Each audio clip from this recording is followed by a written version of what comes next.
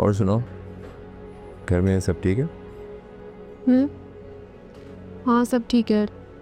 क्यों पूछा तुमने? नहीं, बस वैसे ही पूछ रहा था। अनम, एक बात कहूँ? हाँ, बोलो। देखो प्लीज़, तुम माइंड मत करना और एकदम से रिएक्ट मत करना। मैं जो बात करने वाला हूँ इसमें मेरा अपना कोई बेनिफिट नहीं है। इनफैक्ट मैं तुम्हारी और तुम्हारी फैमिली की भलाई सोच रहा हूँ। तुम कहना क्या चाह रहे हो फहद?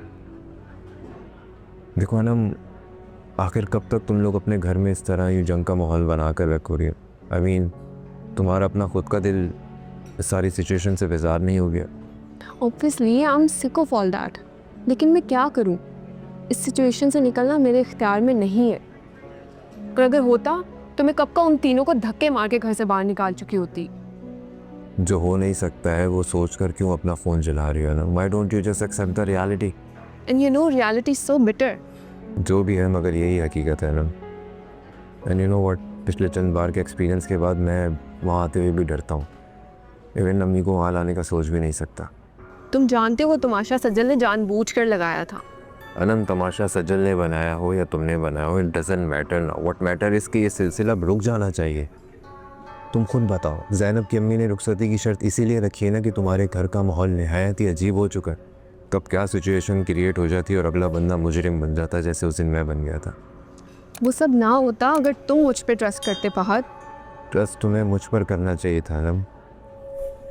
मैं तो कभी कभी ये सोचता हूँ कि हमारी शादी के बाद मैं उस घर में पैर भी नहीं रखूँगा, वरना न जाने कौन से इल्ज़ाम मेरे सर पर आ जाए।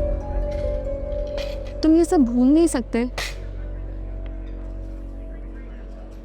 मैं भूल जाऊँगा आनम, लेकिन एटलीस्ट तुम भी कुछ बातों को इग्नोर करना सीखो प्लीज़। अगर तुम इस तरह उस सचल की इंसल्ट करती रहोगी या उससे दुश्मनी रखोगी तो वो भी तो रिएक्ट करेगी ना। तुम उससे एटलीस्ट अपना बिहेवियर तो चेंज करो।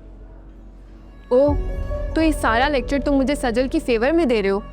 मैं सजल की फेवर नहीं कर रहा हूँ, मैं तुम्हें समझा रहा हूँ। तुम ऐसी नहीं थी। Just look at you, you are a very positive person. तुम क्या हो चुकी हो नफरत और मुकाबलेबाजी की इस जंग में, तुम्हें खुद भी आइडिया नहीं है। अनम, मैं सजल को तो नहीं रोक सकता हूँ क्योंकि उसमें मेरा कोई हक नहीं है, लेकिन तुम पर तो मेरा पूरा हक है ना। तुम मुझसे प्रॉमिस करो, तुम उस लड़की को बिल्कुल भी इंपॉर्टेंस नहीं दोगी, ना ही कभी उसकी इंसल्ट करोगी।